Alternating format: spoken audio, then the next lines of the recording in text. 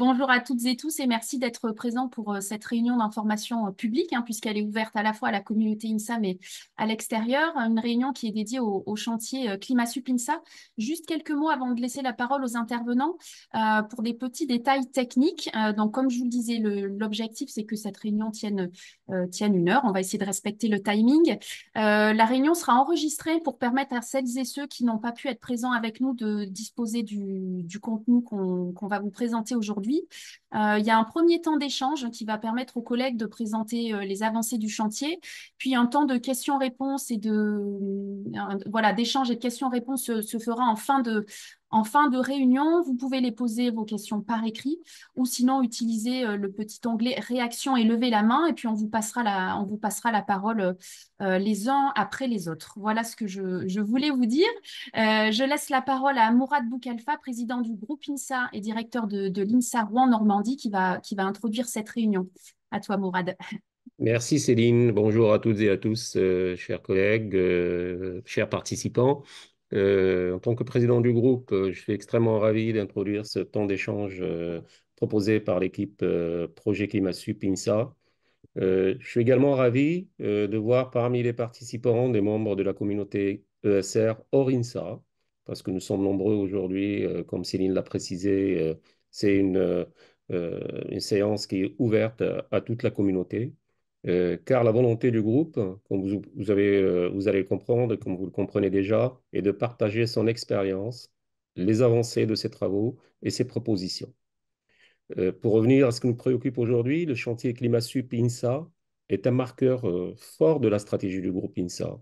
C'est un projet d'ampleur que nous sommes vraiment très fiers de le porter. Il porte sur la question centrale que nous nous posons depuis tous aujourd'hui, mais depuis déjà un certain temps dans la communauté de l'enseignement supérieur, mais pas seulement. Comment aborder la thématique des enjeux climat dans nos formations? C'est la question centrale aujourd'hui à laquelle sont confrontés donc l'ensemble des corpus enseignement supérieur, notamment, ce qui nous concerne, et dont il faudra apporter des réponses. Une question que nous ne pouvons plus balayer aujourd'hui, bien évidemment, au regard notamment de l'urgence et de l'ampleur des conséquences parfois désastreuses du réchauffement climatique sur la planète. Donc, former les générations futures, comme vous êtes tous des formateurs quasiment, donc vous comprenez bien que c'est très important. Un petit rappel, en 2018, nous avons eu le manifeste étudiant pour un réveil écologique qui a interrogé et même secoué nos établissements par son constat qui est trop peu de formations abordées alors les thématiques dédiées aux enjeux climat-énergie. Durant la même année, 2018, l'INSA Lyon était pionnier en ouvrant un chantier de réflexion sur le sujet. Il est apparu évident pour le groupe INSA que le groupe INSA devait appuyer cette démarche et la porter au niveau de toutes les écoles. Et dès 2020, le partenariat noué avec The Shift Project était initié, porté par toutes les écoles du groupe, bien sûr, et soutenu par la Fondation INSA. 18 mois plus tard, le travail a été effectué pour faire du groupe un cas d'étude permettant à toute la communauté ESR, je parle bien de toute la communauté ESR, de mieux comprendre comment intégrer les enjeux socio-écologiques dans les formations d'ingénieurs. Et en mars 2022, la parution, comme je pense que vous avez tous vu, j'espère en tout cas, la parution du rapport Former l'ingénieur du 21e siècle, donc a constitué un temps fort dans la vie du groupe, mais comme vous pouvez le constater, loin d'être la fin de ce projet, bien évidemment, c'était le début d'une nouvelle dynamique qui nous anime aujourd'hui. Donc avec la volonté de maintenir un espace d'échange et de partage entre nos écoles, mais aussi avec l'ensemble de l'écosystème ESR, voici en 2024, avec les travaux ont bien avancé, nous voulions partager avec vous l'état d'avancement du projet. Alors, deux axes vont vous être présentés. Un premier dédié à la formation initiale autour de la co-construction et de la mutualisation de ressources pédagogiques. Et le second axe qui est dédié à la formation continue autour d'un parcours de sensibilisation ouvert au personnel INSA. J'espère que vous allez trouver ici donc déjà les premiers éléments et comment ces projets sont portés au niveau du groupe INSA et par ces écoles. Je laisse rapidement la parole à Laurence Dupont, chargé de mission Climat Sup INSA, pour le groupe INSA. Et un grand merci à Laurence et à tous les collègues mobilisés sur ce projet d'envergure. Je l'avais bien dit au début, c'est notre fierté. Et j'espère que vous mesurez à quel point ce projet est très précieux pour nous et pour toutes nos communautés. Merci à toi, Laurence, donc pour commencer la présentation. Merci. Alors bonjour à toutes et à tous. Donc comme Mourad vient de vous l'indiquer, je m'exprime devant vous aujourd'hui en qualité de chargée de mission Climat Sup pour le groupe INSA. Mon établissement de rattachement est l'INSA Lyon, au sein duquel je suis professeur agrégé de chimie pour le département de formation initiale au métier de l'ingénieur. Alors je suis également chargée de mission auprès de la direction en charge de la transformation socio-écologique de l'INSA de Lyon, pilotée par mon collègue Nicolas Freud.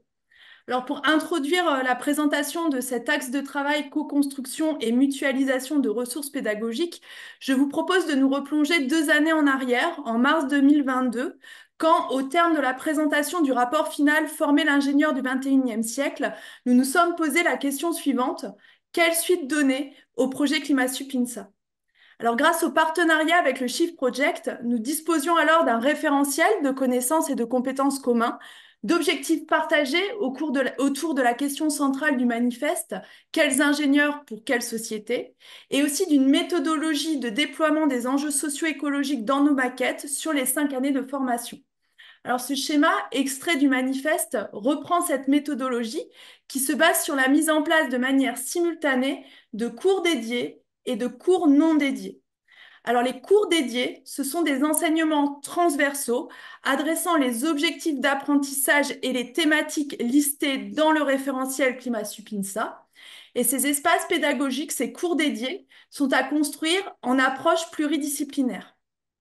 Les cours non dédiés, quant à eux, sont des déclinaisons disciplinaires consistant à intégrer les enjeux socio-écologiques dans les cours existants. Alors, au-delà de ces outils, nous partagions dans nos différents établissements l'envie de traduire concrètement ce manifeste en activité pédagogique ou alors de poursuivre cette construction pédagogique déjà initiée dans bon nombre d'établissements du groupe en mars 2022. Alors, je tiens toutefois à vous préciser que tout en partageant cet héritage commun du partenariat avec le Shift Project, aucune injonction à l'homogénéisation du déploiement de ces enseignements dans nos maquettes de formation n'a été donnée à l'échelle du groupe. En fait, les équipes pédagogiques ont été libres de procéder de la manière qui leur semblait la plus adaptée à leurs propres écosystèmes. Alors néanmoins, l'expérience ClimatSup nous avait prouvé la force du collectif pour avancer sur ces questions complexes et l'idée de déployer un projet pédagogique à l'échelle du groupe pour mutualiser et co-construire des activités pédagogiques est alors née.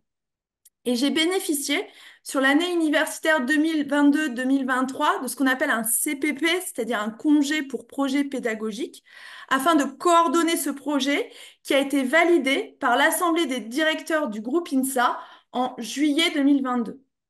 Alors, pour ce projet, nous avons focalisé les efforts sur le premier cycle universitaire, qui est le dénominateur plus ou moins commun de nos INSA, puisque ça correspond finalement à notre formation Bac+1, Bac+2 dans la plupart de nos INSA, voire jusqu'à Bac+3 chez nos collègues toulousains. Cette cible premier cycle était également en accord avec les recommandations du rapport Jouzel-Abadi et la dynamique soutenue par le ministère de l'Enseignement supérieur et de la Recherche. L'objectif du projet validé par l'Assemblée des directeurs était de créer un collectif d'enseignants et d'enseignants-chercheurs du groupe pour co-construire des activités pédagogiques, alors plutôt de type travaux dirigés, travaux pratiques, projets. On n'avait pas vocation à créer des supports de cours, mais des activités qui intègrent les enjeux socio-écologiques par une approche disciplinaire. Donc, on était plutôt sur une approche dédiée quand on a lancé le projet pédagogique. Et ces activités avaient pour vocation, dès le début du projet, à être partagées et mutualisées. Donc, un appel à manifestation d'intérêt a été relayé par la commission formation au sein des différents établissements du groupe et la réunion de lancement du projet a eu lieu à Paris en novembre 2022. Au total, tout au long de l'année universitaire 2022-2023, ce sont une 50aine de collègues qui ont contribué à différents degrés d'implication à ce projet. Alors, cette réunion à Paris a permis de lancer la phase de co-construction des ressources par sous-groupe disciplinaire qui se poursuit toujours à l'heure actuelle. Alors, par exemple, le sous-groupe disciplinaire de la discipline physique, qui est très actif grâce notamment à l'impulsion de nos collègues de l'INSA Rouen-Normandie, s'est réuni il y a 3 jours, mardi dernier. Donc, cette phase de coproduction de ressources par entrée disciplinaire a été ponctuée de rencontres en présentiel, comme en janvier 2023 à Toulouse. Et ces rencontres nous ont permis en fait de créer des moments d'échange sur la construction de nos modules dédiés et des formations également entre pairs. Alors, comme ce fut le cas par exemple à Toulouse en janvier 2023, où on a pu former avec des collègues de Lyon, nos collègues du groupe, à prendre en main une activité autour de l'arpentage du rapport spécial du GIEC 2018. Et je serai dans quelques jours à Rennes avec ma collègue Solène Tadier pour former à nouveau les collègues de l'INSA à Rennes sur cette activité. Les rencontres en présentiel ont été également des moments en fait de travail partagé en équipe pluridisciplinaire, comme ce fut le cas à Lyon en mars 2023 au cours de 2 journées de travail. Et en fait, au cours de ces journées de travail, j'ai pu, dans le cadre de mon CPP, observer en fait les équipes pluridisciplinaires en action, et ceci m'a permis de mener un travail réflexif sur la dynamique de production en fait de ces ressources non dédiées. Et je vous présenterai dans quelques minutes quelques éléments de ce travail réflexif qui se poursuit toujours aujourd'hui. Alors, en juin 2023, lors du colloque pédagogique groupe INSA, nous avons eu l'occasion de présenter pour la première fois notre travail à l'ensemble de la communauté INSA. Et nous avons ensuite élargi ce partage à l'ensemble de la communauté universitaire lors du colloque Enseigner les transitions écologiques et sociales dans le supérieur, organisé par le groupe de recherche Labo 1.5 en juillet 2023 à Paris. Alors, l'espace de mutualisation des ressources pédagogiques que je vais vous présenter dans quelques minutes a été ouvert en septembre 2023 sur notre Open Moodle partagé. Et je tenais à préciser que cela a été rendu possible grâce au soutien de l'équipe pédagogique C2IP de l'INSA Toulouse et particulièrement à Katia Offray et Léonore Mailleux que je tenais à remercier tout particulièrement aujourd'hui. Alors enfin, en janvier 2024, nous sommes entrés dans une nouvelle phase en fait de ce projet avec la validation en assemblée des directeurs du groupe INSA des actions de mutualisation et de partage à l'ensemble de la communauté de l'enseignement supérieur et de la recherche. Alors, première action, c'est un partenariat avec UVED qui vous sera présenté dans quelques minutes par sa directrice, Delphine Pommeret, qui nous permet notamment de faire expertiser les ressources pédagogiques que nous avons produites. Et ce travail d'expertise est lancé depuis quelques semaines, a été lancé en février 2024. Deuxième action de mutualisation, c'est la publication d'un e-book en open source qui démarrera dans quelques mois. Et enfin, l'organisation d'un webinaire pour lequel nous sommes réunis aujourd'hui. Donc, comme vous l'aurez compris à travers cette historique, je me fais aujourd'hui la porte-parole d'un collectif de collègues du groupe que je souhaitais remercier pour leur implication dans ce projet et dont plusieurs membres sont présents aujourd'hui pour répondre plus précisément à vos questions lors de la phase d'échange. Alors, je vous propose à présent de vous détailler quelques exemples de cours dédiés, dans un premier temps, déployés dans nos INSA.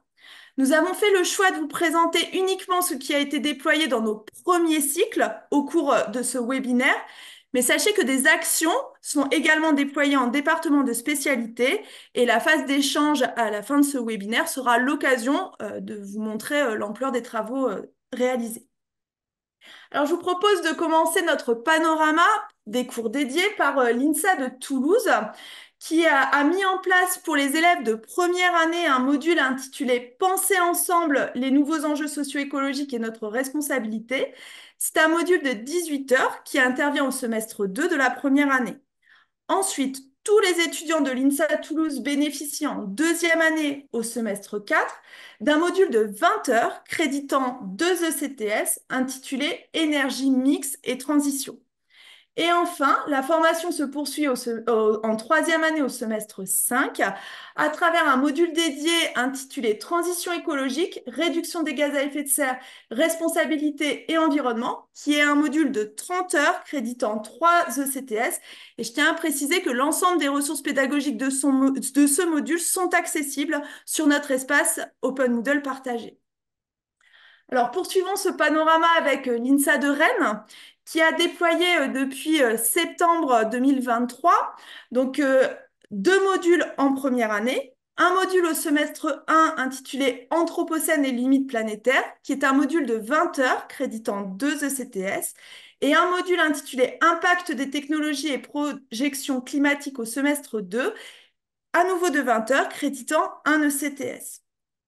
Les modules de deuxième année seront déployés à partir de septembre 2024. Au S3, le module traitera des enjeux énergétiques. Il fera 20 heures. Et au S4, ce sera un module qui traitera de l'éco-conception et de l'analyse de cycle de vie pour 20 heures également. Et l'ensemble de ces deux modules de deuxième année créditeront à nouveau 3 crédits ECTS.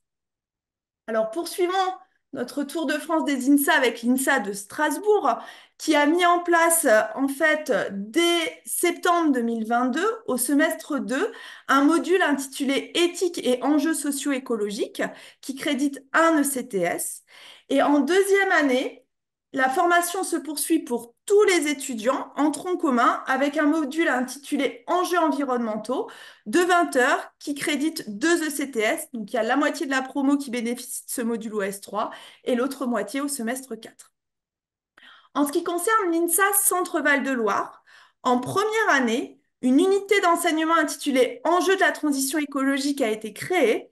Elle crédite 3 ECTS avec au semestre 1 un module intitulé Anthropocène de 16 heures. Au semestre 2, un module intitulé Changement climatique et biodiversité de 30 heures. La formation sera poursuivie en deuxième année, dès septembre 2024, avec au semestre 3 un module sur les enjeux des ressources de 24 heures et au semestre 4, un module autour de l'atténuation, l'adaptation, les scénarios de 19 heures. En deuxième année, à nouveau, ces deux modules créditeront 3 ECTS. Ça reste à confirmer, mais c'est le projet. En ce qui concerne l'INSA Lyon, à présent, un module intitulé Enjeux de la transition écologique, qu'on nomme Être entre nous, a été créé. C'est un module pour lequel nos étudiants bénéficient d'enseignement à la fois en première année au semestre 2, avec 28 heures d'enseignement créditant 2 ECTS, et le module se poursuit en deuxième année au semestre 3, avec 26 heures d'enseignement et à nouveau 2 crédits ECTS. Et enfin, au semestre 4, les enjeux socio-écologiques sont introduits dans tous les projets pluridisciplinaires d'initiation à l'ingénierie que peuvent suivre nos étudiants, que doivent suivre tous nos étudiants d'ailleurs, et ça crédite en fait à nouveau 2 ECTS dans leur formation. Alors, comme vous pouvez le constater, ces quelques exemples illustrent la variété des cours dédiés au sein de nos différents INSA, fruit de la liberté d'action que je vous ai évoquée en introduction. Néanmoins, même si ces déploiements ont été menés dans chaque écosystème, de nombreux points de convergence émergent. Et c'est ce que je vais vous décrire à présent. Donc, tout d'abord, l'ensemble des modules que je vous ai présentés sont donnés en tronc commun et sont évalués puisqu'ils créditent des ECTS. Et ça, dans la plupart de nos INSA, ça a nécessité de faire de la place dans les maquettes. Donc, pour vous donner un ordre de grandeur, par exemple, pour l'INSA de Rennes, c'est 8% en fait des maquettes qui sont consacrées en premier cycle à ces nouveaux modules. Deuxième point commun, c'est que le déploiement de ces cours dédiés a nécessité de constituer des équipes pluridisciplinaires aux effectifs parfois conséquents, comme c'est le cas par exemple pour le module Être de Lyon, qui mobilise 75 enseignants-chercheurs de disciplines variées, des sciences humaines et sociales, et également des sciences pour l'ingénieur. Troisième point commun de ces cours dédiés, ce sont les thématiques abordées, comme vous en êtes peut-être rendu compte à travers le panorama que je viens de vous dresser. Donc, on a coutume de finalement détailler les thématiques à travers 6 entrées. Introduction aux limites du système Terre et à l'Anthropocène. Comme vous avez pu le voir, c'est traité dans bon nombre de cours dédiés en premier cycle.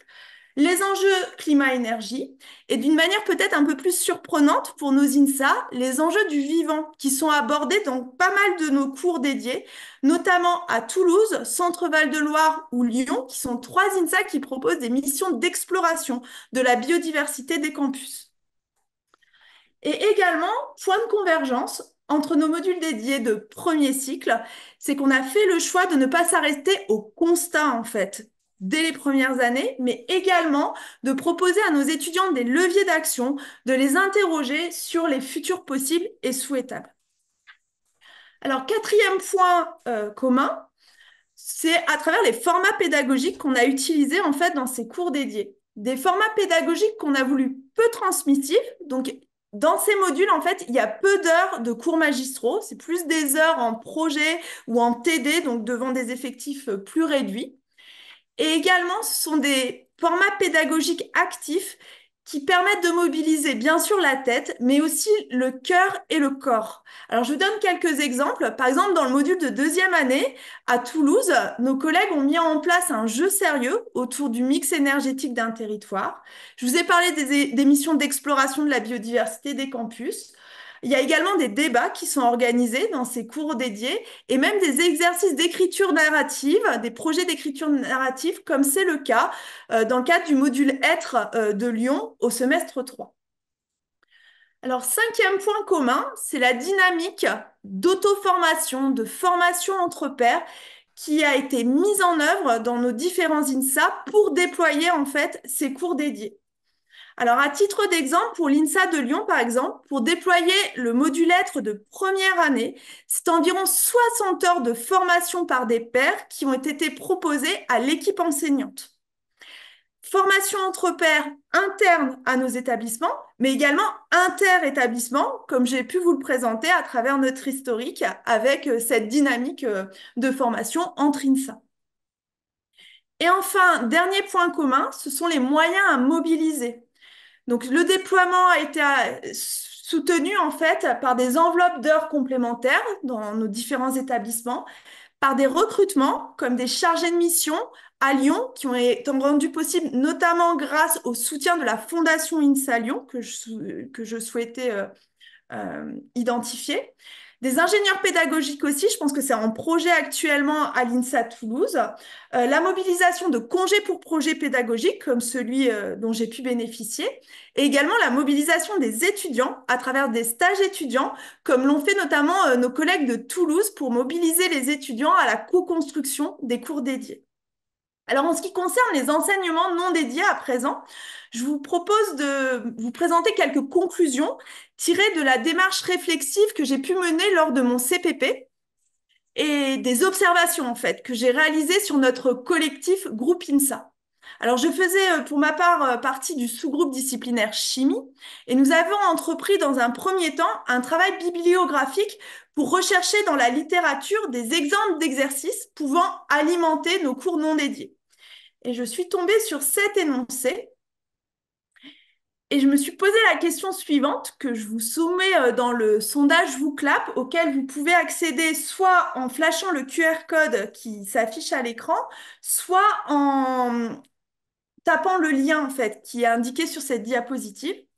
Et donc la question que je vous pose c'est est-ce que cet exercice constitue ou non un exemple de ressources disciplinaires pertinent, donc ressources non dédiées, pour former aux enjeux socio-écologiques. Je vous laisse quelques minutes pour vous positionner.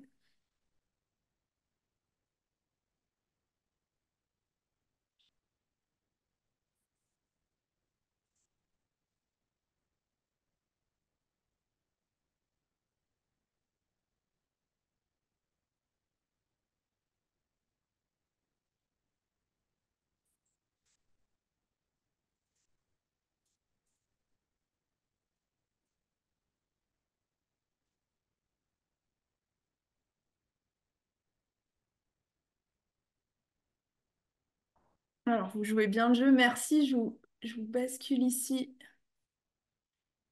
les résultats. Alors, vous voyez, c'est partagé, hein. C'est très partagé, comme vous pouvez le voir.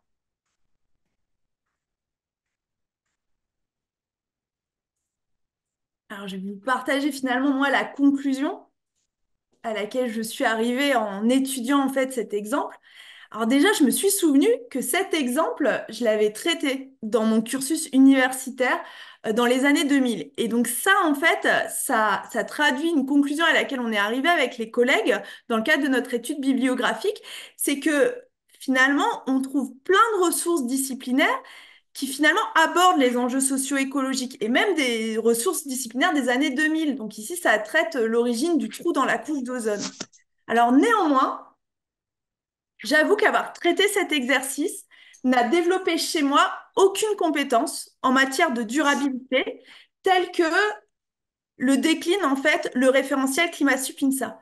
Notamment, avoir fait cet exercice sur le mécanisme de formation du trou dans la couche d'ozone n'a développé chez moi aucune compétence en matière de vision systémique et ne m'a pas permis finalement de comprendre comment mener une action responsable au regard de ces enjeux socio-écologiques. Donc finalement, en fait, cette réflexion assez personnelle m'a amené à formuler ma problématique de travail de la manière suivante.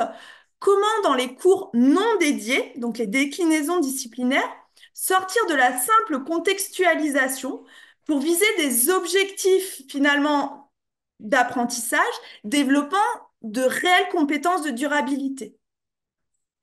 Donc vraiment, comment déplacer cette simple contextualisation, c'est vraiment ce qui m'a animée en fait dans le cadre de mon CPP.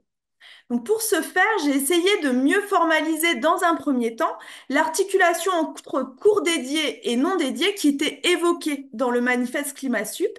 Et je vous propose la métaphore suivante pour illustrer cette articulation. Donc à travers les cours dédiés, dont je viens de vous dresser un diaporama dans nos différents INSA, finalement, nous avons bâti un tronc. Mais un tronc qui ne peut cependant exister seul, sans racines.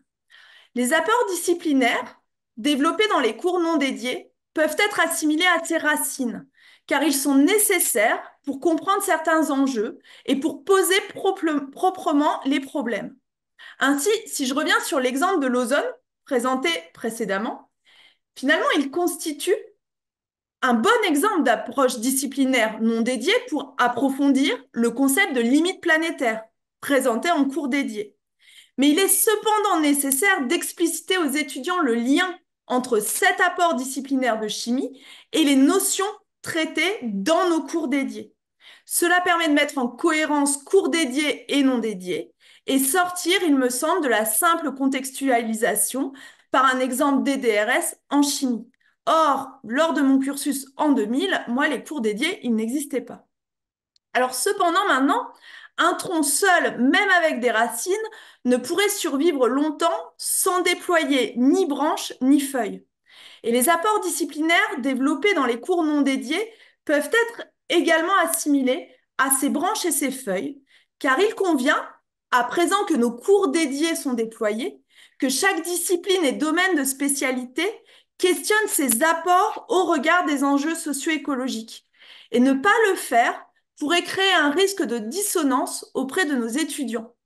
Donc pour illustrer ce type de déclinaison disciplinaire, vous trouverez par exemple sur notre espace partagé des ressources de la discipline informatique qui questionnent la responsabilité sociétale et environnementale du numérique, ou encore des ressources de la discipline du domaine des sciences de l'ingénieur, coproduites par nos collègues notamment des INSA de Lyon et de Valenciennes, qui questionnent certains choix technologiques.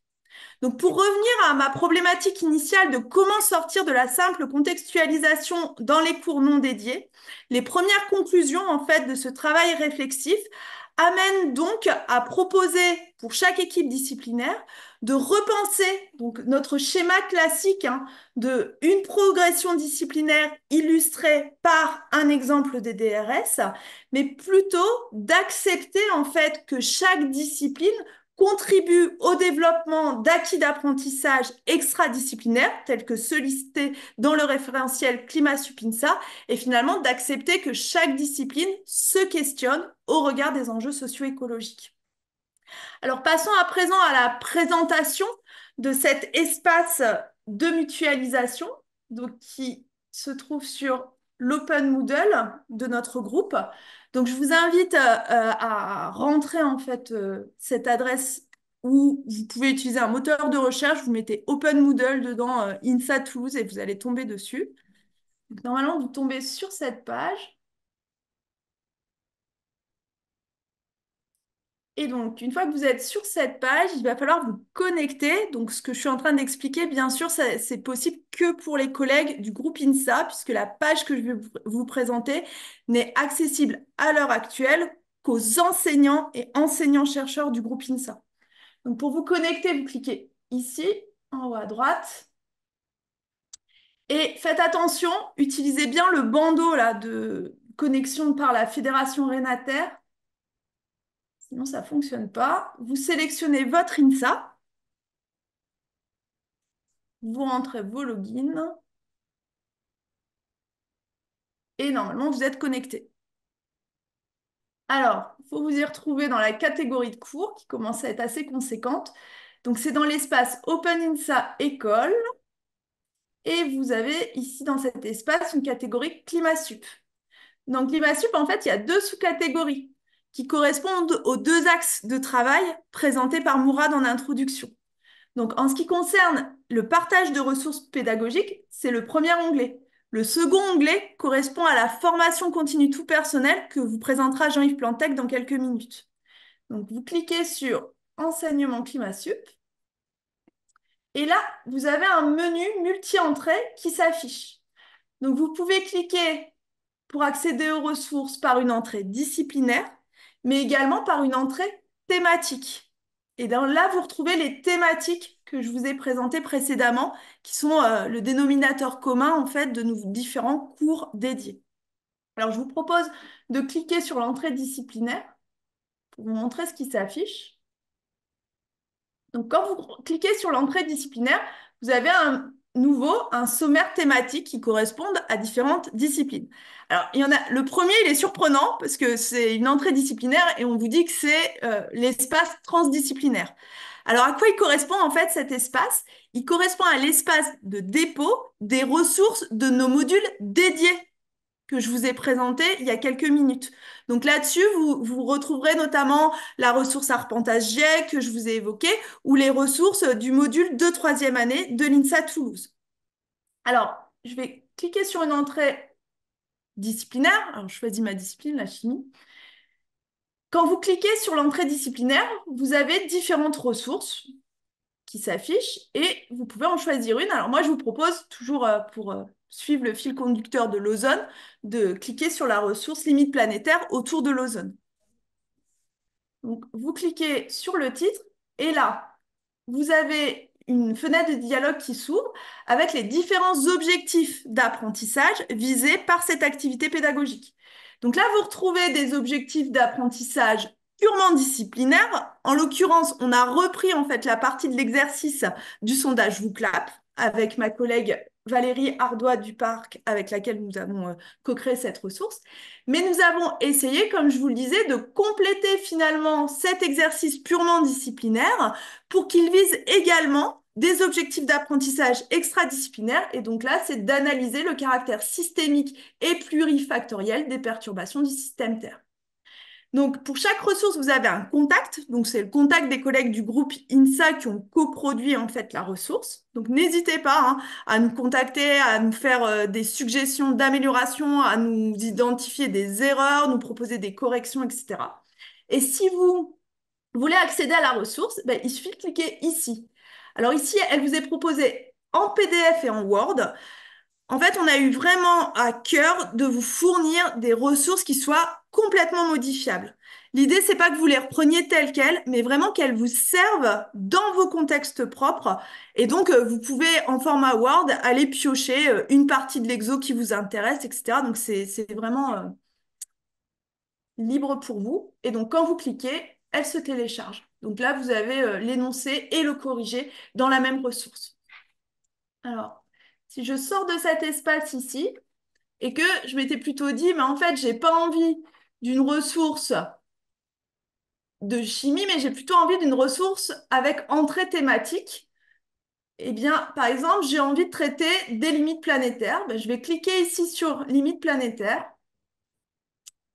Et si par exemple vous vouliez traiter de l'érosion de la couche d'ozone stratosphérique, qui est une des 9 limites planétaires, eh bien à ce moment-là, vous allez retrouver cette ressource-là. Donc c'est une double entrée.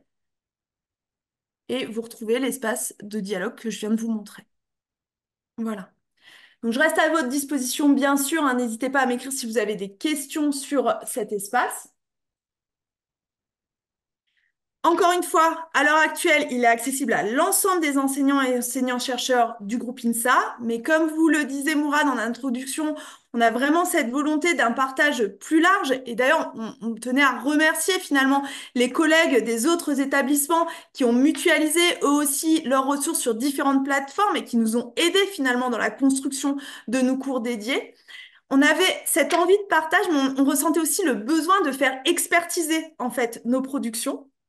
Et c'est pour ça que nous nous sommes tournés naturellement vers UVED, qui est partenaire depuis plusieurs années de l'INSA Lyon et qui est identifié depuis quelques mois comme le pôle national de ressources aux enjeux de transition écologique et de développement soutenable par le ministère de l'Enseignement supérieur et de la Recherche.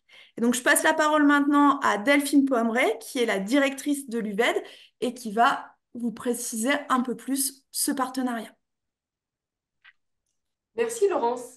Écoutez, bonjour à toutes et tous. Ravie de vous parler des derniers projets d'UVED en collaboration avec l'INSA Lyon ou le groupe INSA. Quelques mots en introduction pour celles et ceux qui ne connaîtraient pas encore la Fondation UVED, qui est un réseau d'établissements d'enseignement supérieur et de recherche, donc structuré en fondation partenariale, pour laquelle l'INSA Lyon est membre associé depuis de nombreuses années et nouvellement membre fondateur pour le programme d'action pluriannuel de la Fondation 2024-2027.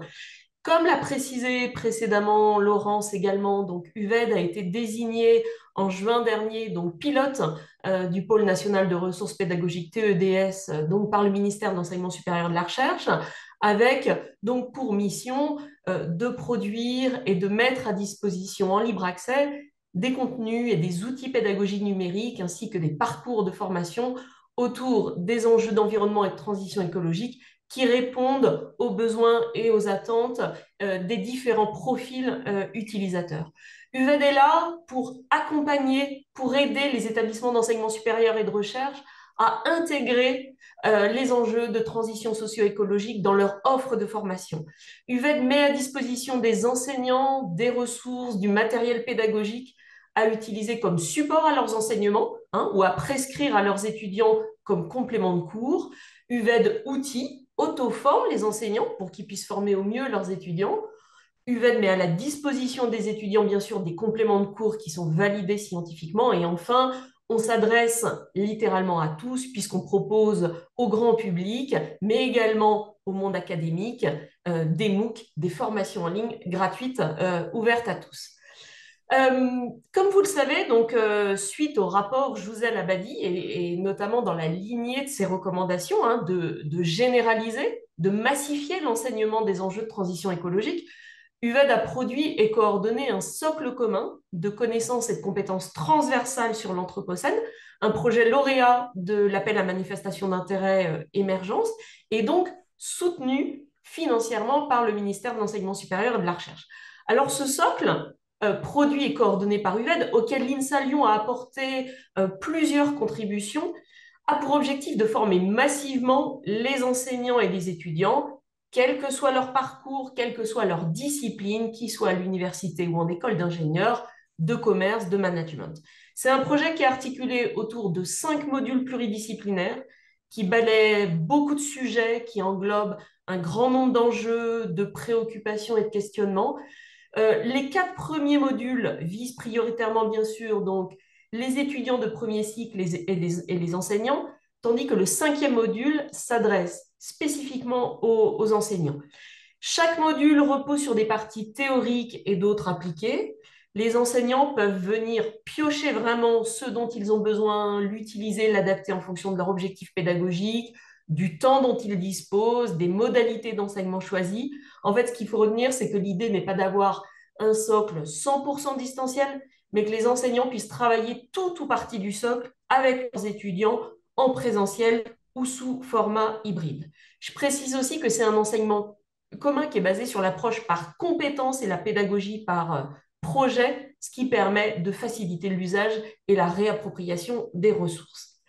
Mais au-delà de cet enseignement commun à toutes les disciplines, donc pour le premier cycle, le rapport Jouzel-Abadi préconisait aussi d'intégrer rapidement ces thématiques dans l'ensemble des formations donc soulignant en fait la complémentarité entre une vision globale des enjeux et une déclinaison disciplinaire par filière.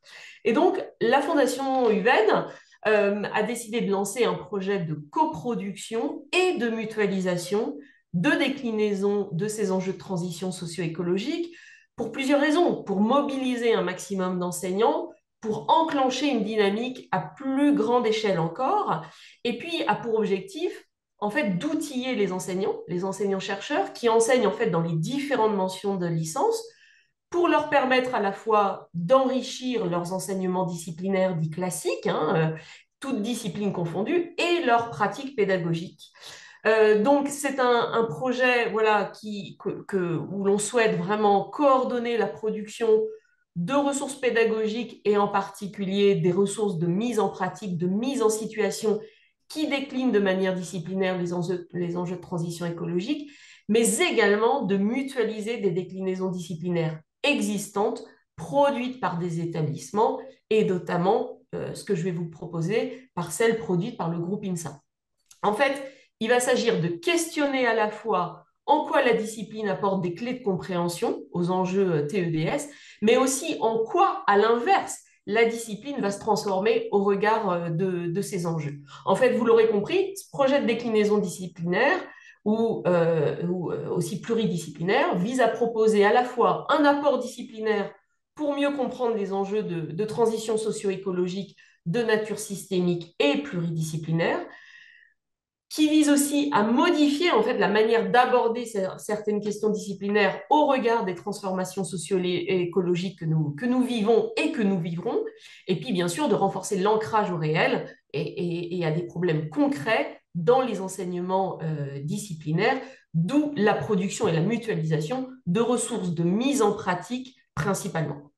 Alors, du coup, le groupe INSA, comme vous l'a présenté Laurence, a réalisé plusieurs ressources pédagogiques pour une approche à la fois pluridisciplinaire, c'est-à-dire l'approche dédiée présentée précédemment par Laurence, et disciplinaire, ce que Laurence a appelé l'approche non dédiée, là encore, comme elle vous l'a présenté, et donc au niveau licence.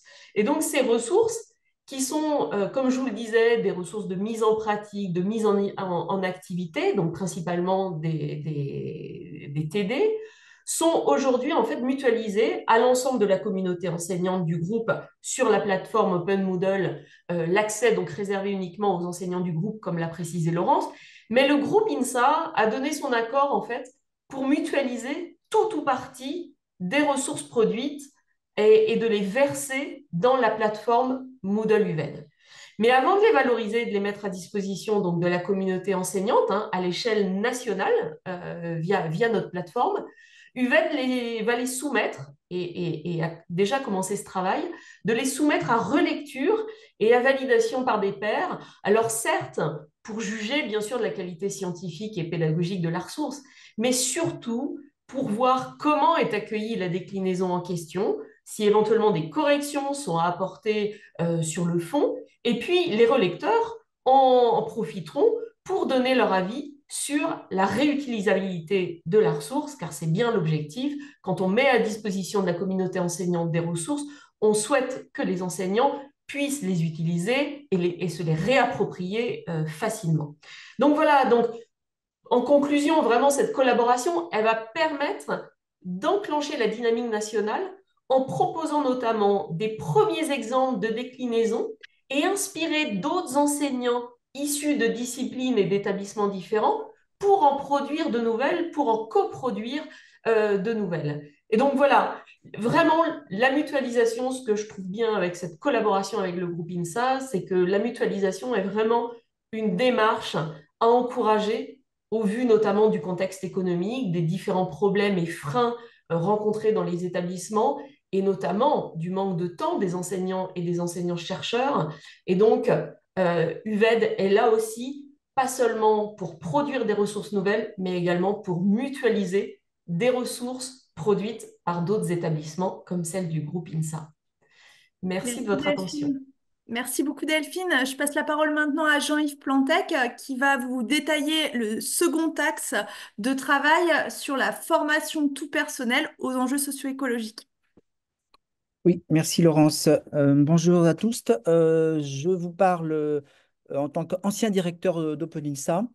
OpenINSA, donc, slide suivante, qui a, à qui on a confié, le groupe a confié la conception et le lancement d'une formation tout personnelle qui vise donc à sensibiliser toute la communauté aux enjeux de transition socio-écologique.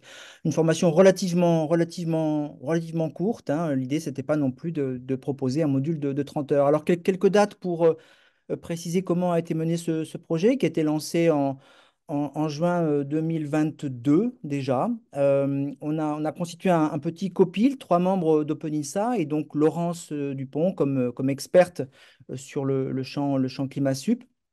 On en a défini les objectifs pédagogiques, on en a défini la durée, donc à peu près 3 à 4 heures, et puis on a sélectionné avec Laurence donc 4 thèmes.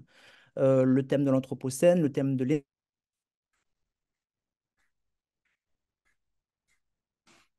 l'énergie, le thème du numérique. On a fait ce qu'on sait faire à OpenISA lorsqu'il s'agit de créer un cours. On part donc d'un tableau de séquencement qui précise partie par partie quels sont les sous-objectifs pédagogiques, les activités qui sont envisagées et bien entendu les ressources. Et là-dessus, on s'est appuyé sur peut-être deux principes forts. Le premier, c'était de ne pas réinventer la roue, hein. Sur Internet, on trouve énormément de ressources sur le sujet. Donc, le travail principal, et merci Laurence là-dessus, a été de sélectionner un ensemble de ressources pertinents pour nos objectifs. Ensuite, on a créé évidemment des vidéos d'introduction de chaque partie dans chacun des INSA, de même que les quiz. Et l'intégration finale sur Moodle, c'est également les cellules d'OpenISA qui s'en sont chargées. Et puis en janvier, voilà donc un peu plus d'un an, une communication groupe a été lancée sur le sujet.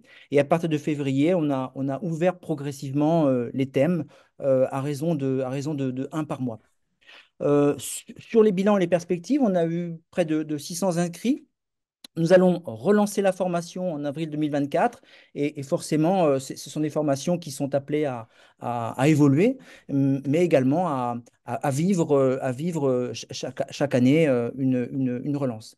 On constate aussi un certain intérêt de la part d'autres établissements, des universités notamment, ou d'autres écoles qui aimeraient pouvoir disposer clé en main de cette formation. Voilà, il y a tout un espace de discussion et de négociation à cet endroit. Et enfin, la dernière slide, peut-être que je saisis l'occasion de cette présentation pour dire que, de notre point de vue, PENINSA, cette formation ClimatSup, elle s'inscrit dans un enjeu plus large autour de l'apprendre ensemble. Alors, qu'est-ce que l'apprendre ensemble au-delà du credo OpenINSA? Eh bien, c'est d'imaginer au sein du groupe des formations tout personnelles qui sont conçus non seulement en s'appuyant sur des expertises internes, mais aussi à destination de véritablement tous les personnels du groupe. Donc, il y a un enjeu de s'adresser à plusieurs catégories de gens avec plusieurs niveaux de formation et, si possible, en introduisant des moments d'échange en groupe, ce qui forcément renforce l'apprentissage et va dans le sens d'une constitution d'une véritable communauté autour de ces thèmes. Alors, les 4 belettes qui suivent présente les formations qui ont été lancées ou en cours de lancement. On parle donc de la formation ClimatSup en 2023 qui va être relancée en avril prochain. On a également lancé une formation en pratique collaborative et à l'outil Teams en 2023 et cette formation intéresse également d'autres INSA. On a lancé, elle vient d'être finie, une formation à la réalité virtuelle avec des visites sur les équipements de réalité virtuelle qui se trouvent dans les différents INSA. Et en juin prochain, on va lancer une formation également tout personnel. Il y a un bel enjeu là, avec notamment une partie TP sur l'intelligence artificielle et la donnée. J'en ai fini. Merci beaucoup Jean-Yves pour cette présentation très efficace. Alors pour conclure, je vais passer la parole à Vincent Bruni, qui est directeur de l'INSA Rennes et qui est vice-président du groupe INSA en charge de la transformation socio-écologique. Oui, bonjour à tous et à toutes. Merci Laurence et merci à Jean-Yves également. Je voulais juste vous tenir un petit propos, d'abord pour remercier les collègues pour le travail effectué, bien entendu. Alors, comme vous le voyez, c'est déjà un travail qui est considérable, hein, qui nous a permis de produire des ressources pédagogiques qui sont disponibles et exploitées pour l'ensemble du groupe INSA. que nous mettons aujourd'hui avec le partenariat avec l'UVED, et ça, j'en suis extrêmement heureux, à disposition de tous. Donc, c'est quelque chose qui est quand même extrêmement important. Mais bon, la réalité, c'est que c'est quand même le début du travail, hein, puisque la transition écologique qui nous attend, c'est quand même quelque chose d'un petit peu difficile, hein. Et je pense que le groupe, sincèrement, on sera amené collectivement à faire des propositions dans un futur très proche, a besoin effectivement encore de continuer son avance, à garder son avance et à la maintenir sur les enjeux de transition socio-écologique. Notamment par en lien avec la recherche, hein, puisque là, effectivement, nous avons, comme ça a été très bien dit, collecté, rassemblé, maîtrisé l'état de l'art sur le sujet.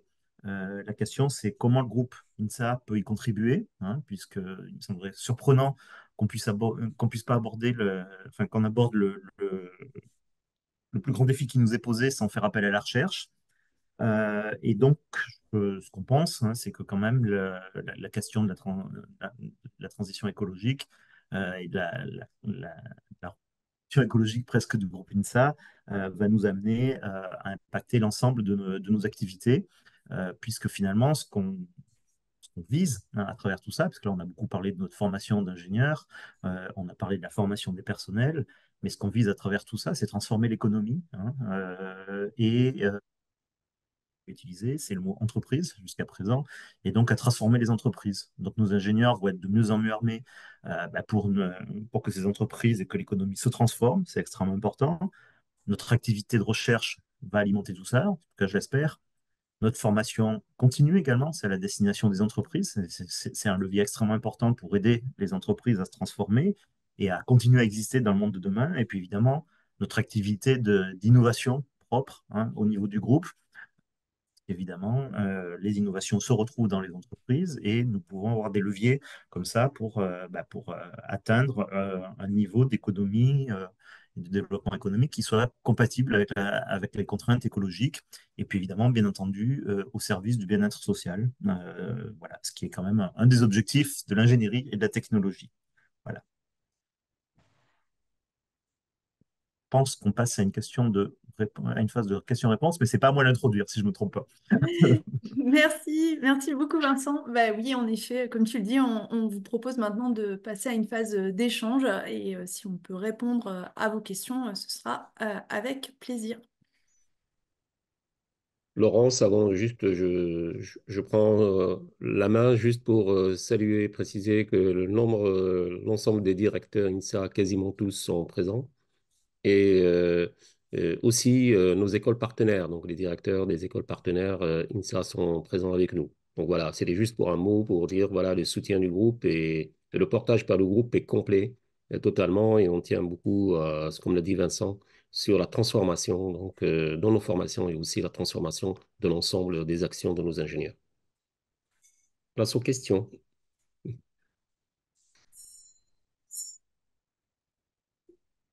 Antonin Rabot, on vous laisse la parole. Vous pouvez activer votre micro pour poser votre question.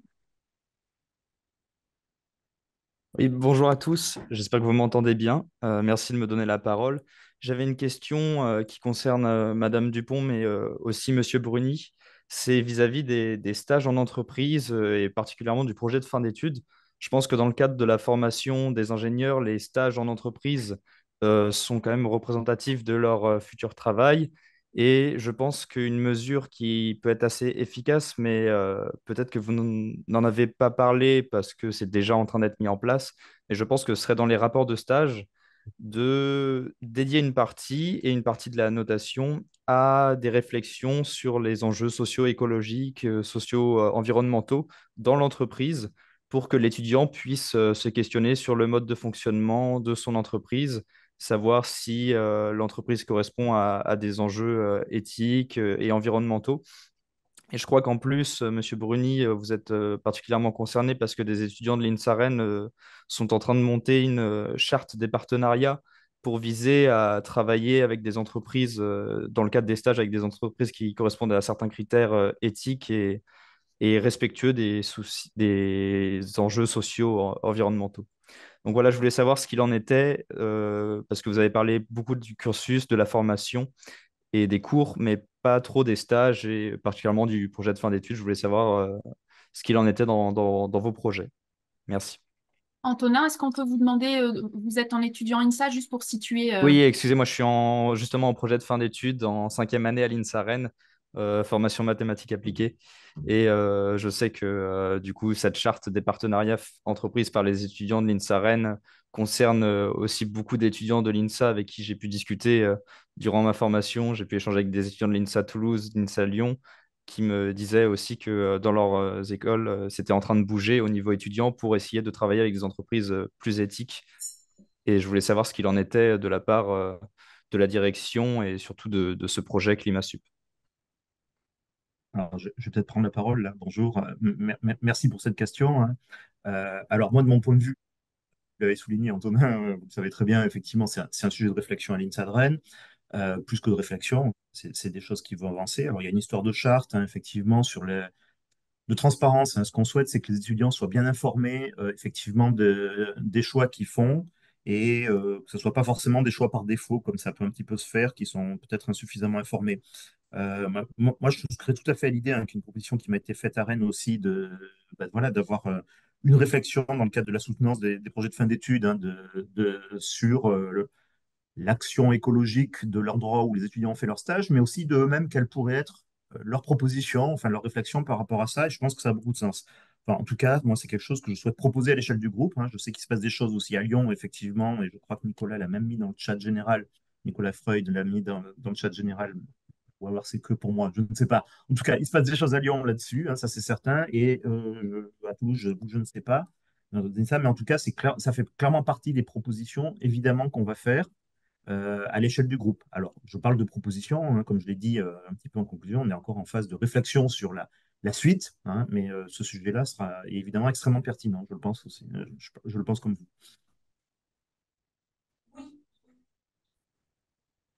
Nous avons une question dans le chat de Christine Freyermuth qui représente la CGE. Quelle est la perception des étudiants, donc j'imagine des étudiants, sur tout ce travail qui est fait par l'équipe projet sur les cursus? Oui, oui. Nathalie. Ah. Oui. Vous Oui. avez un micro, il y a quelqu'un qui a un micro ouvert, alors je vais essayer de le désactiver. Est-ce que des collègues de différents INSA veulent réagir par rapport à cette question des étudiants? Antonin, est-ce que vous voulez répondre en tant qu'étudiant? Alors, je suis désolé, est-ce que vous pouvez juste reposer la question? Je n'ai pas suivi Et la exactement. question, c'est la perception en fait des étudiants face au déploiement finalement de ces nouveaux cours dédiés et non dédiés. Bah, je pense justement, moi, je suis dans la génération qui vient à peine de commencer ces cours-là parce que je suis en 5e année. Donc, j'ai pas eu l'occasion de voir les cours d'Anthropocène et j'avoue ne pas avoir eu beaucoup d'échos ou de témoignages de ces cours-là en premier cycle. En tout cas, je sais que dans mon département, à titre personnel, j'ai certains professeurs qui sont plutôt engagés et qui, du coup, ont pu déjà mettre en place dans leurs cours non dédiés des parties dédiées à l'éthique, aux réflexions environnementales. Et je trouve que ça a été plutôt bien accueilli de la part de mes camarades de promotion et de la promotion des élèves de 4e année en dessous. Je salue ces enseignants s'ils regardent. Je sais qu'ils ne sont pas là dans la réunion, mais peut-être qu'ils regarderont la rediffusion. Et sinon, je pense que, comme vous l'avez dit, l'inquiétude des étudiants, c'est que certains enseignants appliquent ces enjeux de manière indirecte. Donc, comme vous l'avez montré avec l'exercice de physique pour calculer le trou de la couche d'ozone, il y a certains étudiants qui s'inquiètent que ces enjeux soient posés de manière brute, sans réflexion derrière, sur ces enjeux-là. Donc, je pense que ce que vous avez proposé dans les maquettes pour les cours, en tout cas de tronc commun, ça va dans le bon sens. Et je pense que ce qui, du coup, inquiète finalement le plus les étudiants, c'est comment cela va être appliqué dans les départements de spécialité, avec des enseignants parfois un peu réticents à, entre guillemets, perdre du temps de cours pour ces enjeux-là. et peut-être aussi un peu réticents à se former. Mais après ça, je pense que c'est plus aux enseignants qu'il va falloir demander ça. Mais du point de vue des étudiants, moi, des échos que j'ai eus, c'est surtout ça qui revient, c'est qu'il ne faut pas que ces cours-là soient juste posés de manière brute dans la maquette, mais qu'ils soient vraiment en lien avec notre spécialité et qu'il y ait des vrais enjeux de réflexion derrière. Donc l'articulation, la Merci. fameuse articulation entre les modules dédiés et non dédiés. Je peux vous Peut-être renvoyer également vers une ressource qui a été produite pour le S3C UVED, où il y a un retour justement d'expérience des étudiants de l'INSA Lyon de première année, suite à la première année de déploiement en fait du module être. Donc c'est une ressource qui est disponible sur le socle S3C si vous voulez la consulter. Et Vincent, je te laisse la parole puisque tu voulais réagir. Oui, si je peux me permettre d'intervenir sur ce sujet, là, je pense effectivement, bon, vous le voyez bien, hein, ce qu'on a, la phase qu'on vient de faire, quand on est en train de, enfin, de clore, pas tout à fait, mais enfin, en tout cas, dont on annonce aujourd'hui une grande avancée, hein, consiste à créer, comment je peux dire, à faire de façon à ce que nos ingénieurs soient conscients d'un certain nombre de problématiques, d'accord? Et ça, c'est tout à fait en ligne, hein, effectivement, avec ce qui avait été annoncé dans le rapport Jouzel, hein. Tous les gens qui sortent de l'enseignement supérieur doivent être sensibilisés aux enjeux environnementaux et climatiques. Euh, Nous, ingénieurs, hein, et la question qui se pose maintenant aujourd'hui, c'est comment faire de l'ingénierie dans un monde dont on se rend compte qu'il est limité. Et ça, c'est quand même une question qui est quand même sur laquelle, à laquelle on n'a pas tout à fait les réponses. Et de fait, hein, le sujet pour la suite, ça va être clairement de voir comment, dans les départements de spécialité, on va pouvoir se poser ces questions-là. Et la question, c'est comment on fait de l'informatique durable et responsable, comment on fait du génie civil durable et responsable, etc. Peut-être pas être trop long, hein, mais il y aura des choses qui vont arriver là-dessus. Et surtout, voilà, je voudrais peut-être d'autres questions qui se posent. J'en vois passer dans le chat, notamment. Oui, je pose la question de Cyprien Plane, qui représente le BNUI, qui est étudiant à l'ENSET. Comment avez-vous réussi à ajouter et agencer ces cours dans des maquettes pédagogiques souvent déjà bien chargées? Voilà, je vais peut-être répondre directement également. C'est assez simple, hein, il faut faire de la place. Voilà. Il n'y a pas. Alors, c'est pas une phrase qui est très facile enfin, elle est plus facile à dire, hein.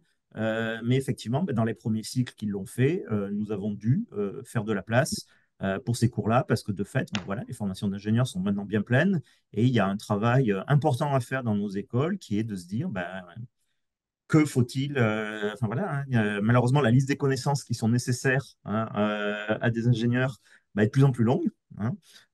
Et c'est une forme c'est un sujet qu'on doit dans les écoles d'ingénieurs,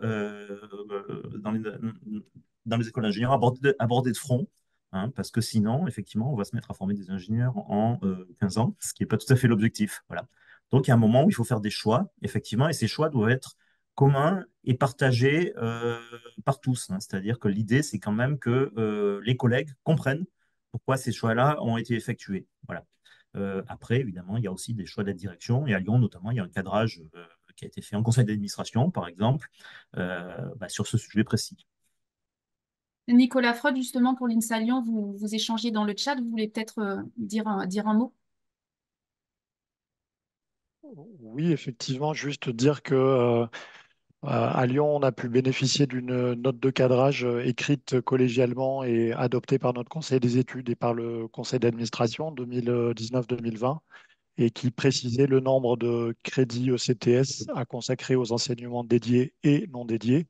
Et donc, à partir du moment où on dispose de cette feuille de route, ça facilite bien sûr la mise en œuvre, puisqu'il n'y a plus de discussion sur le fait, sur le bien fondé de mettre en œuvre.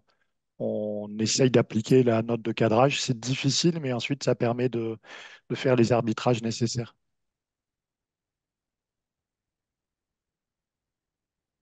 Merci, Nicolas. Est-ce qu'il y a une autre question, que ce soit dans le chat ou est-ce que quelqu'un veut prendre la parole pour une question ou une remarque d'ailleurs? Oui, Bertrand. Oui, j'ai une question pour Vincent. Non, je blague. Tu as une question? Oui, Bertrand, vas-y. Non, c'était pour prolonger justement l'intervention de Vincent il y a quelques minutes, qui à mon avis est un enjeu également clé. Vincent a fait une ouverture sur la recherche. Je pense que c'est extrêmement important. Ça appelle probablement aussi à nous structurer encore davantage pour aller soutenir nos actions de recherche sur la transition socio-écologique, sur les enjeux énergétiques, mais aussi pour mentionner que ce soit vraiment connu de tout le monde, hein. Là, je parle avec la casquette VP Recherche, que nous avons déjà nos activités de recherche qui sont exprimés autour de grands enjeux sociétaux et que sur ces grands enjeux sociétaux, il y a bien sûr les enjeux climat-énergie qui sont largement abordés. Il y a aussi une dynamique inter-INSA à travers les Open Labs qui permettent aussi d'aborder, de collaborer entre INSA sur ces sujets de recherche et que grâce aux actions aussi de la fondation du groupe INSA, ben, le groupe INSA a été choisi par la Fédération nationale des travaux publics pour aider cette fédération à décarboner le grand secteur des travaux publics. Donc voilà. Ces avancées dans le domaine de la formation ne tiennent que parce qu'il y a déjà nos enseignants-chercheurs qui sont des chercheurs et qui ont déjà des grosses activités dans les domaines de la transition socio-écologique et des problématiques énergie-climat. Voilà, je fais juste un petit focus là-dessus. Merci Bertrand. Benoît Léniel pour le ministère, je vous laisse vous présenter et poser votre Oui, question. bonjour, Benoît Léniel. Donc, je suis conseiller au ministère autour de la transition justement écologique pour un développement soutenable. Je suis désolé, j'ai pris en route hein, la réunion. J'avais une autre réunion qui a tardé avant. Justement, j'avais une réaction aussi parce que comme vous étiez en avance de phase, comme un certain nombre d'établissements, mais ils sont très peu nombreux. Comment ça, et j'ai vu que donc vous avez une note de cadrage hein, qui a été votée dans le CA, notamment à Lyon. Comment ça s'articule justement par rapport à la note de cadrage, vous savez qu'il y a vous avez parlé du rapport Jouzel, mais depuis le rapport de Jouzel, il y a eu quand même une note de cadrage, il y a eu de la consultation sur ce sujet, et il y a eu une note de cadrage et de préconisation du ministère pour justement, pour toutes les écoles, les établissements, qui est un enseignement fait à la rentrée 2025, avec un certain nombre de préconisations entre nombre d'heures, CTS, certification, etc. Comment ça s'articule justement là pour notamment pour Lyon entre votre note de cadrage et la note de cadrage finalement du ministère? Est-ce qu'il y a il y aurait des éléments qui pourraient peut-être être, en contradiction ou pas? Voilà, c'est pour avoir un peu une idée comment si l'articulation pour vous va se faire facilement. Voilà. Frédéric, je vous laisse répondre. Peut-être d'un mot avant de passer la parole à Nicolas Freud, qui sera plus précis que moi, mais merci de poser la question. C'est un peu l'inconvénient d'être en avance de phase à ce point. C'est-à-dire que nous avons voté la note de cadrage alors que le rapport Jouzel n'était pas commandé. Donc, de fait, ce que nous avons pu constater d'abord, c'est que la CTI, et je pense que c'est un élément marquant, avait intégré dans son référentiel, référence et orientation, des phrases qui sont on va dire, très largement inspiré, pour s'arrêter là, des éléments de la lettre de cadrage, ce qui montre que l'influence a pu jouer. Et nous ne prétendons pas avoir influencé le rapport Jouzel ni les conclusions, loin s'en faut. Mais en tous les cas, nous avons beaucoup partagé sur ce qui a pu se faire. Et je crois que ça a été assez fluide. Le niveau d'ambition que nous avions affiché était, quoi qu'il en soit, et reste, on va dire, supérieur, les exigences concrètes restent supérieures aux éléments de décadrage. Donc aujourd'hui, c'est le cas, je donne cette illustration dans le cadre des contrats d'objectifs de moyens de performance. euh, Nous démarrons ces comptes en ayant atteint le premier objectif de 100% d'élèves du cycle, du premier cycle, on va dire du bachelor, ayant suivi une formation substantielle et donc plus substantielle que ce que demandent les lettres de cadrage. Et de fait, on n'est pas en difficulté. Je pense que notre volonté, c'est vraiment de partager les retours d'expérience, vous l'avez bien compris, de mutualiser, de partager les retours d'expérience. On est vraiment dans une logique, si vous me permettez l'anglicisme, d'open innovation sur le sujet et de retour pour éviter peut-être les fausses bonnes idées parfois ou les solutions rapides. Ce qu'il y a de certain, c'est que le déploiement a été plus long que ce qu'on avait imaginé, mais il reste aujourd'hui quelque part un peu pionnier. Bon, je ne sais pas si Nicolas veut compléter, mais voilà, l'articulation n'est pas difficile parce que, évidemment, on comprend que le cadrage s'applique à tous les établissements. Nous avions posé dans un cadre particulier d'école d'ingénieurs un niveau d'exigence et des indicateurs qui étaient assez significativement au-delà de ce qui est aujourd'hui le socle. Ah, très bien. Bah, merci beaucoup. Et vous avez vu d'ailleurs que on vous réinvitera le ministère, à mon avis, régulièrement à la journée. On a une journée quasiment annuelle autour de la transition écologique pour avoir justement ces retours d'expérience. Et l'INSA avait été invité à la journée de Montpellier. Et justement, l'idée, c'est aussi de faire profiter. Il y a qu'un certain nombre d'établissements qui sont quand même en avance de phase, hein. Ils ne sont pas très nombreux. Donc l'idée, c'est vraiment de profiter aussi de ces retours d'expérience et de bien écouter aussi. Il y a ce qui a marché et puis les difficultés, hein. Voilà, entrevue, ça peut servir aux autres, hein. Et l'idée, c'est de mutualiser nos retours d'expérience. Dans tous les cas, merci. Merci à vous. Est-ce qu'il y a peut-être une dernière question pour qu'on tienne à peu près le timing? On est pas mal.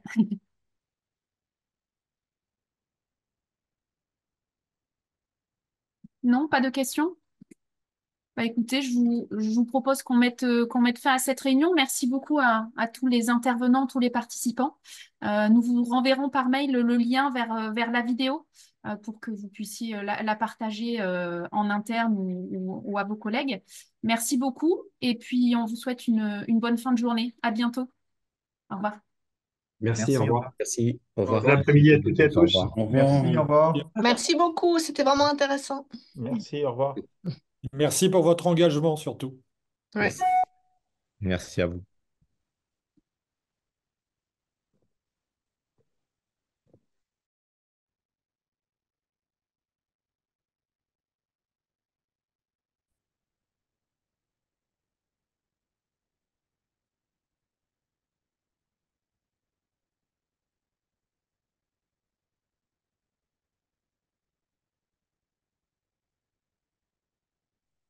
Voilà. Enfin seul. Vous êtes déconnecté? Bon. Ok. Oui, j'ai fait un peu, je les ai mis en salle d'attente là, les Tu les as derniers. aidés? Ouais, d'accord. Ouais, C'est c'est ce que ça. je me disais, il y en a deux qui veulent pas s'en aller.